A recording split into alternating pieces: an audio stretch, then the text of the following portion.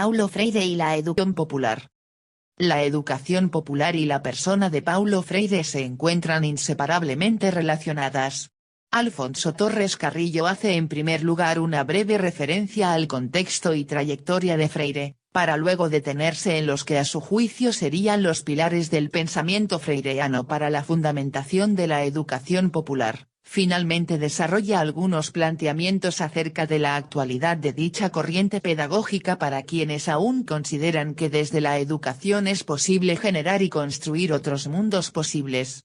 El escrito se alimenta de la lectura de textos de Freire y sobre él, así como de la propia experiencia del autor y de sus reflexiones como educador popular. El título de este artículo puede parecer una redundancia: es imposible pensar a Paulo Freire por fuera de la educación popular, es imposible concebir a esta sin referencia a su creador y principal exponente. Sin embargo, dado que no necesariamente todo el mundo tiene claro de qué modo la pedagogía freiriana dio origen y nutrió la corriente educativa popular, juzgué pertinente escribir este sencillo artículo en torno al aporte del pedagogo brasileño en la configuración de los discursos y las prácticas educativas críticas en América Latina.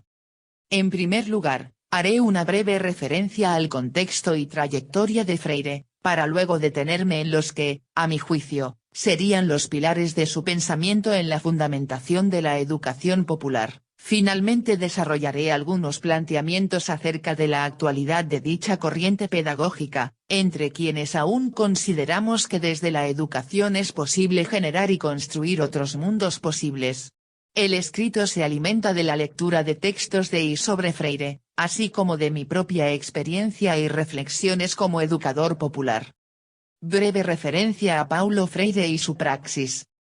El educador brasileño nació en 1921 en Recife, en el nordeste brasilero, donde vivió una niñez y juventud signada por la premura económica y el contacto con campesinos y trabajadores de esta región del país.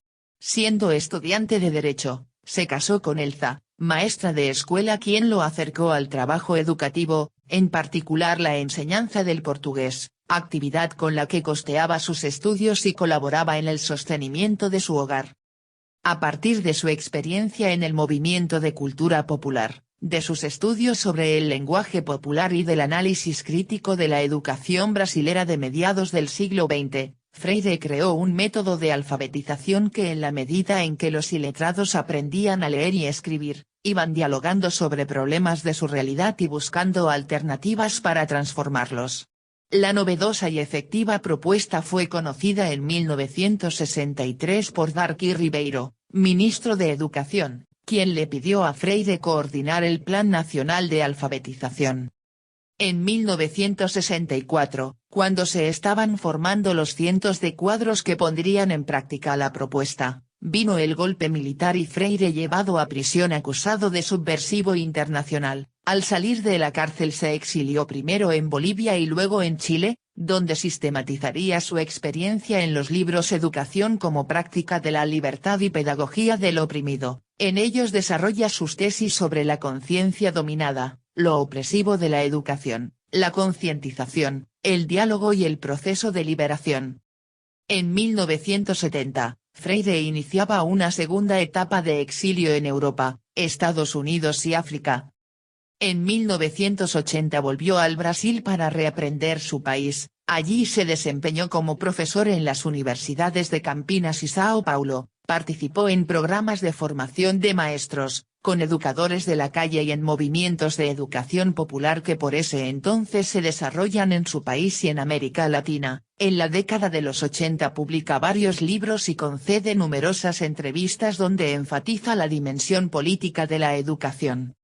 En 1989 fue nombrado secretario de Educación de Sao Paulo, el estado más poblado del Brasil. Durante su mandato realizó una importante tarea para llevar a la práctica sus ideas, revisar el programa de estudios bajo el lema de una escuela pública popular y democrática y mejorar los sueldos de los educadores brasileños. Como balance reflexivo de su experiencia en la construcción de una escuela pública popular y democrática, escribe el libro Pedagogía de la Ciudad. A lo largo de los 90, sin abandonar su práctica como educador e investigador en las universidades de Sao Paulo y Recife, y de asesor en muchas experiencias concretas, Freire se dedica a sistematizar su trayectoria pedagógica en libros como Pedagogía de la Esperanza, 1992, Política y Educación, 1993, Cartas a Cristina, 1994, Cartas a quien pretende enseñar, 1994, A la sombra de este mango, 1997, y Pedagogía de la Autonomía, 1998. En 2 de mayo de 1997, después de conceder una entrevista a estudiantes de la Universidad de Sao Paulo donde ratifica sus convicciones pedagógicas, éticas y políticas, Paulo Freire muere. En el año 2001 su viuda publica el libro en que estaba trabajando al momento de su muerte, Pedagogía de la Indignación, 2001, en el cual hace una crítica radical al neoliberalismo y reafirma su postura. En cuanto presencia en la historia y en el mundo, lucho esperanzadamente por el sueño, por la utopía, en la perspectiva de una pedagogía crítica. El aporte de Freire a la pedagogía crítica. La amplia obra escrita de Freire y sus innumerables presentaciones públicas configuran un rico universo de reflexiones acerca de la educación, la pedagogía y la ética liberadoras. Asimismo, no hay que perder de vista que a lo largo de su periplo intelectual de casi medio siglo sus ideas sufrieron modificaciones. Sin embargo, esto no impide hacer lecturas de la obra del pedagogo brasilero en función de preguntas específicas. En este caso, pretendo hacer un balance de su aporte en la configuración de la educación popular. Para Freire la educación debe servir para que los educadores y educandos aprendan a leer la realidad para escribir su historia. Ello supone comprender críticamente su mundo y actuar para transformarlo en función de inéditos viables. En torno a dicha acción y reflexión y a través del diálogo, los educandos y los educadores se constituyen en sujetos. Con base en esta síntesis de sus planteamientos, en un primer momento desarrollaré las ideas básicas sobre cada una de estas 4 dimensiones referidas. Educar es conocer críticamente la realidad. Educar es comprometerse con la utopía de transformar la realidad. Educar es formar sujetos de dicho cambio.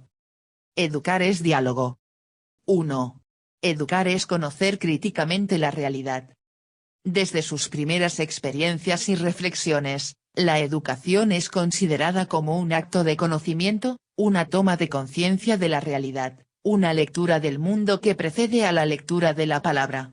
2. En efecto, su método de alfabetización parte de la exigencia de una investigación por parte de los educadores de la realidad de los educandos y de la lectura que estos hacen de la misma, expresada en el lenguaje. Ya en el proceso de alfabetización se parte de la apropiación problematizadora de la realidad y de la discusión de las lecturas ingenuas de los educadores y educandos. En el método Freire, a través del diálogo sobre problemas significativos los iletrados aprehenden críticamente su mundo, a la vez que aprenden a leer y escribir.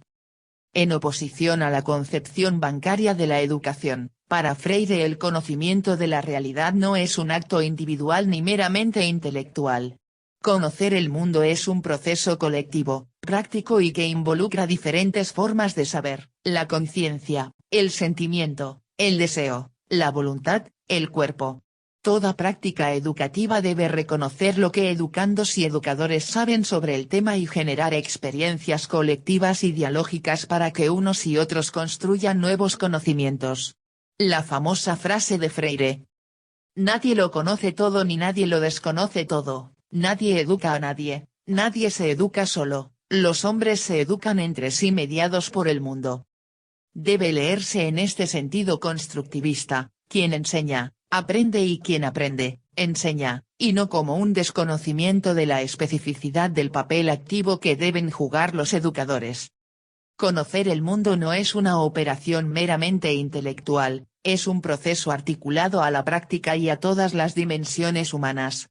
El presupuesto no es tanto conocer o tomar conciencia del mundo para luego transformarlo, sino conocer el mundo desde y en la práctica transformadora, en la cual intervienen deseos, valores, voluntades, emociones, imaginación, intenciones y utopías.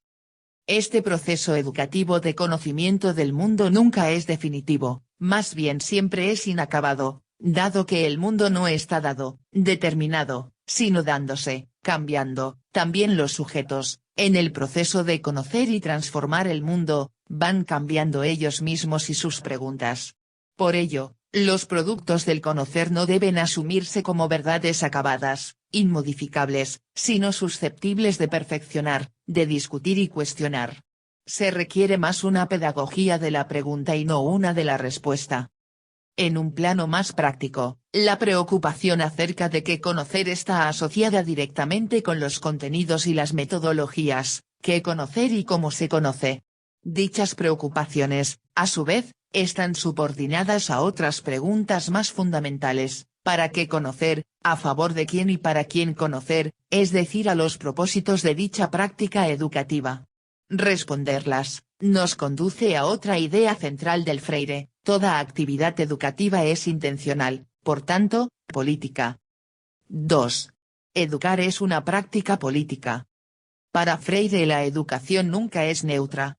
Toda práctica educativa es política, así como la práctica política es educativa.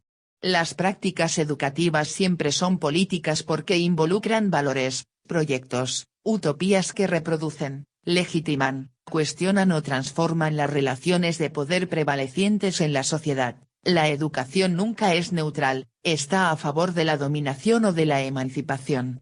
Por ello, Freire distingue entre prácticas educativas conservadoras y prácticas educativas progresistas.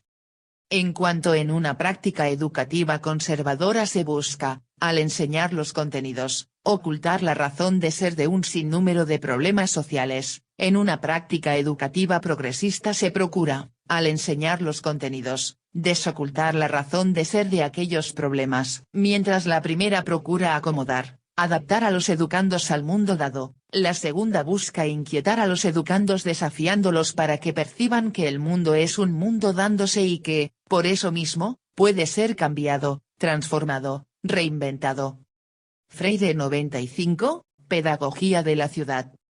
La educación por sí misma no cambia el mundo, pero sin ella es imposible hacerlo.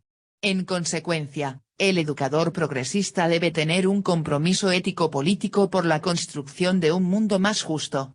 El educador ve la historia como posibilidad, no debe perder su capacidad de indignación, no puede ser indiferente ni neutral frente a las injusticias, la opresión, la discriminación y la explotación, debe mantener y promover la esperanza en la posibilidad de superación del orden injusto, de imaginarse utopías realizables, el inédito viable. Por ello, para Freire, la realidad no es solo el punto de partida de la educación sino también su punto de llegada. Si la realidad no está dada, sino dándose, la finalidad de la educación liberadora es contribuir a transformar en función de visiones de futuro que superen la existencia de opresores y oprimidos, de explotadores y explotados, de excluyentes y excluidos, es superar los obstáculos económicos, sociales, políticos y culturales que impide la realización de los educandos como seres humanos. Las prácticas educativas críticas, articuladas a praxis sociales transformadoras, hacen posible que la gente escriba su propia historia, es decir, sea capaz de superar las circunstancias y factores adversos que la condicionan. 3. Educar es constituirse como sujetos. Para Freire la educación tiene su razón de ser en el carácter inacabado de los seres humanos. Hombres y mujeres somos seres inacabados que si lo reconocemos, necesitamos de los demás para conocer y transformar el mundo a la vez que nos construimos como sujetos. El reconocer ese sentido de carencia, de necesidad de los otros para conocer, actuar y ser en el mundo, justifica la posibilidad de la educación, que no puede ser otra cosa que comunicación y diálogo. De este modo, para Freire, el diálogo no es un mero recurso metodológico o una estrategia didáctica, sino que es la condición de posibilidad de constituirnos como sujetos. Solo a través de la conversación basada en una práctica compartida y en la apertura es que me reconozco como sujeto, no como sujeto dado, sino como sujeto en permanente construcción. Así, El diálogo asume un carácter antropológico y ético, en la medida en que nos hacemos seres humanos autónomos, con capacidad de incidir en la realidad, en la medida en que reconocemos, con otros, que el mundo es susceptible de modificar desde otros valores, sentidos y utopías. Ahora bien, para Freire no puede haber búsqueda sin esperanza. Perder la esperanza es perder la posibilidad de constituirnos como sujetos, de transformar el mundo y por tanto de conocerlo. Por ello, plantea una pedagogía de la esperanza que supere la ideología del fatalismo, del conformismo, de la desilusión que el poder dominante quiere imponer a toda costa. Frente al no hay nada que hacer, hay que anteponer el derecho a soñar que otro mundo es posible, lema del Foro Social Mundial y de las luchas antiglobalización. En términos del propio Freire, 3. En la medida en que nos hagamos capaces de transformar el mundo, de poner nombre a las cosas, de percibir, de entender, de decidir, de escoger, de valorar, nuestro movimiento en el mundo y en la historia envuelve, necesariamente, los sueños por cuya realización luchamos. Por ello, la pedagogía crítica debe contribuir a construir sueños, a reinventar utopías y a sembrar esperanzas de cambio. Freire, desde su palabra y su práctica fue testimonio de constructor creativo de ello y por eso logró incidir en miles de educadores desde la década de los 60 hasta la actualidad. En torno a la discusión y puesta en acción de sus planteamientos surgió en América Latina una corriente educativa comprometida con los sueños, proyectos y movimientos de liberación social y cultural, la educación popular. Freire retoma y radicaliza su planteamiento de que la educación no es neutra, que debe parte de una crítica profunda a la realidad de injusticia, que debe ponerse en función de utopías de cambio, que debe contribuir a la construcción de los sectores populares como sujetos de cambio, que para ello debe contribuir a la formación de una conciencia crítica, y debe hacerlo a partir de metodologías dialógicas y democráticas. 4. Educación es diálogo. La educación popular retoma y potencia la pedagogía de Freire.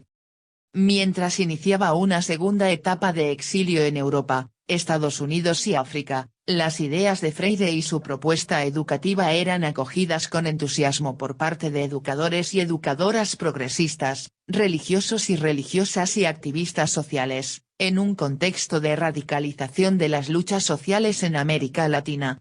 En efecto, la década que comenzaba se caracterizó por el fortalecimiento de los movimientos sindicales, campesinos, pobladores urbanos, artistas y educadores comprometidos, así como por el auge de partidos y movimientos de izquierda política. En la mayoría de los países del continente, fueron dándose golpes militares y estableciéndose regímenes autoritarios que buscaron terminar a sangre y fuego este auge del movimiento popular. En ese contexto, la EP se fue configurando como una corriente educativa y pedagógica que acompañaba a organizaciones, luchas y movimientos de resistencia y liberación. Con la influencia del marxismo y de otros críticos de la escuela capitalista como Bourdieu, Passeron, y Gigi Basconi, se radicalizaron los cuestionamientos al sistema escolar, se evidenció el carácter político de las prácticas educativas y se generaron propuestas pedagógicas alternativas. Esta politización de la educación y pedagogización de la política, dio origen al llamado discurso fundacional de la EP, cuyos rasgos distintivos, con las variaciones propias de los diferentes contextos nacionales, podemos sintetizar así. Lectura crítica de la realidad social, en particular de las injusticias generadas o acrecentadas por el sistema capitalista, y del papel reproductor del orden social que juega el sistema escolar. Opción ético-política emancipadora, al identificarse con la construcción de una sociedad en la cual se superarían las injusticias e inequidades actuales, proyecto que se identificaba con el socialismo. Contribución a la constitución de los sectores populares como protagonistas de esta transformación social, a partir del fortalecimiento desde la educación, de sus organizaciones y movimientos. Lo educativo como formación de una conciencia crítica en los educandos populares, entendida como toma de conciencia de la realidad injusta y de la necesidad de transformarla. creación de metodologías de trabajo basadas en la construcción colectiva de conocimiento, el diálogo y la acción. La identificación de estos rasgos comunes no significa que la EP sea una corriente homogénea, como toda construcción histórica asumió matices y énfasis en cada contexto nacional. Así, por ejemplo, bajo la dictadura militar, la EP en Chile asumió como bandera el restablecimiento de la democracia. En Centroamérica de los años 80, la EP estuvo asociada a los procesos insurreccionales y en Bolivia y Perú asumió la bandera de las luchas campesinas e indígenas.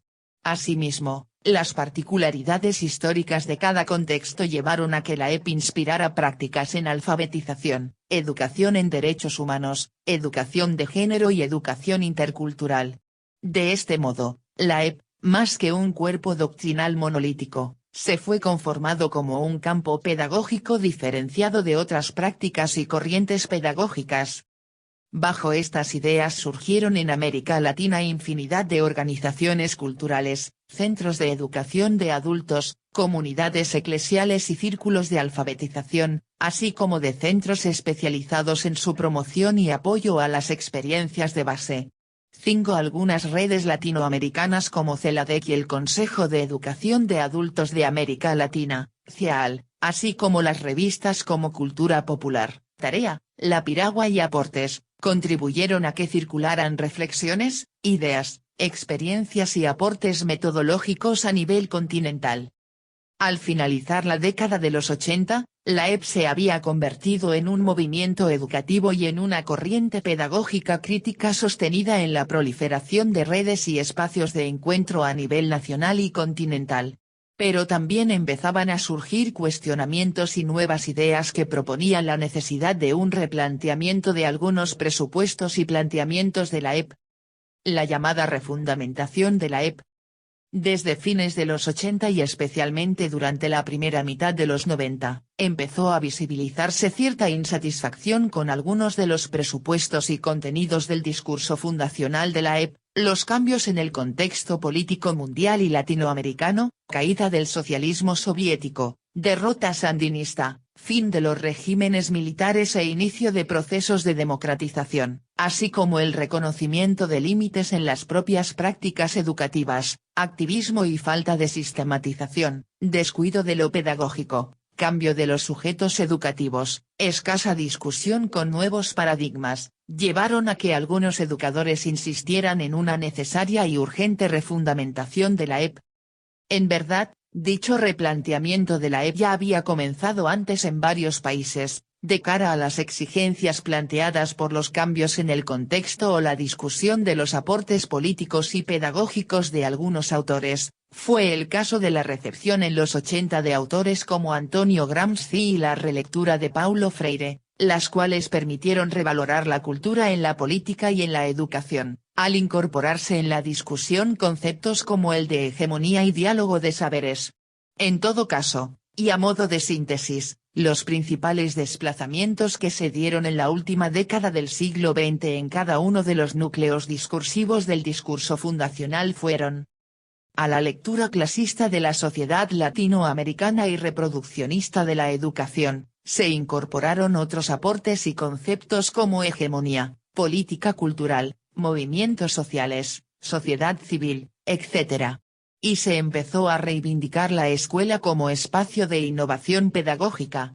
De un imaginario de poder identificado con el aparato estatal y de cambio político asimilado a la revolución, se pasó al reconocimiento del poder como una relación presente en todos los espacios sociales y a reivindicar la democracia como modelo político deseable y viable para los países del continente. Ello estuvo asociado a la reivindicación de lo cotidiano, de lo público, la búsqueda de incidencia en políticas públicas y educativas y la participación en gobiernos locales.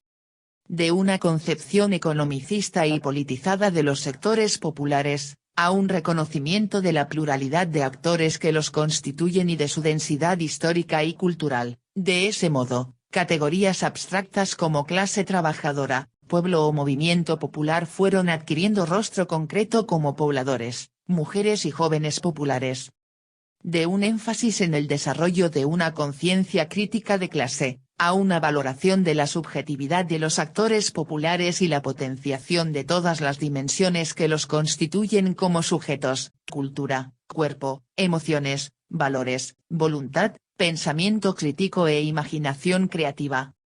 De la seguridad de sentirse en la posesión de un método, la dialéctica, a la construcción abierta e incierta de propuestas pedagógicas basadas en el diálogo de saberes, la interculturalidad y la discusión con otras corrientes pedagógicas. Estos cambios en la concepción política y pedagógica de la EP se expresaron en la redefinición de prioridades y énfasis de la práctica de muchos centros y redes de educación popular en América Latina a fines de los 90 y los primeros años de la actual década. De una estrecha relación con los movimientos y organizaciones populares, se pasó a la colaboración con los gobiernos nacionales o municipales que reemplazaron los regímenes autoritarios. Algunos educadores populares pasaron a asumir responsabilidades gubernamentales en materia social o educativa en sus países. Por otra parte, en el contexto de reformas educativas impulsadas por los gobiernos que sucedieron a los regímenes militares o como resultado de procesos de democratización política, algunas ONG se especializaron en apoyo y asesoría a procesos de innovación curricular y didáctico en las escuelas y a la capacitación de maestros en ejercicio, otras a promover dicha democratización y la consecuente formación ciudadana, a incidir en la definición de políticas educativas e incidir en la política pública. Incluso, algunos educadores y ONG llegaron a plantear que en el nuevo contexto la educación popular ya no es vigente y que propuestas, como la de la educación ciudadana y en los derechos humanos, son más incluyentes. Este entusiasmo en torno a los procesos de democratización en casi todos los países del continente se ha venido resquebrajado frente a la evidencia de las crecientes desigualdades e injusticias sociales que ha traído la implantación generalizada del modelo neoliberal. Transcurridas 2 décadas de la aplicación de las políticas de ajuste, los indicadores de desigualdad social se han disparado en todos los países, el desempleo y la informalidad pasaron a ser los rasgos predominantes del mundo laboral, el poder jubilarse o acceder a servicios de salud son un privilegio en vía de extinción, mientras que la pobreza y la indigencia alcanzan 2/3 partes de la población del continente. Vigencia de Freire y la educación popular en los umbrales del siglo XXI. Frente a este deterioro de las condiciones de vida de la mayor parte de la población de América Latina o frente a viejas y nuevas formas de opresión y exclusión, desde la última década del siglo XX y en lo que va del siglo se han reactivado las más diversas expresiones de protesta. El continente se empieza a despertar con los movimientos indígenas y campesinos en países como Ecuador, Bolivia, Brasil, Colombia y México. En Argentina, los piqueteros, las asambleas barriales y la movilización de las clases medias y populares contra el sistema financiero, renuevan las esperanzas en torno a la acción colectiva. El Foro Social Mundial que se reúne en Porto Alegre desde el 2000, expresa y aglutina estos aires de cambio en torno a la consigna Otro mundo es posible. Este incremento y diversificación de estrategias de resistencia, de luchas sociales y emergencia de nuevos actores sociales, así como de reactivación de la izquierda social política a lo largo y ancho del continente, han planteado a la educación popular el desafío de reasumir su papel como pedagogía crítica y alternativa. Los movimientos y organizaciones sociales le demandan la formación de sus dirigentes y bases sociales. Las iniciativas de economía solidaria y de desarrollo alternativo involucran lo educativo, los movimientos indígenas y campesinos, así como el trabajo con jóvenes, mujeres, con emigrantes y desplazados por la violencia exigen propuestas educativas acordes con sus especificidades, etc. Estas nuevas demandas a la EP se expresaron en la reciente Asamblea General del CEAL en Recife, Brasil, donde acudieron más de 2 centenares de educadores populares de América Latina para ubicar los desafíos actuales de la EP y las líneas de acción al futuro inmediato. A continuación resumo dichos ineludibles mandatos acordados en la Asamblea y sus implicaciones para instituciones formadoras de educadores como es el caso de nuestra universidad,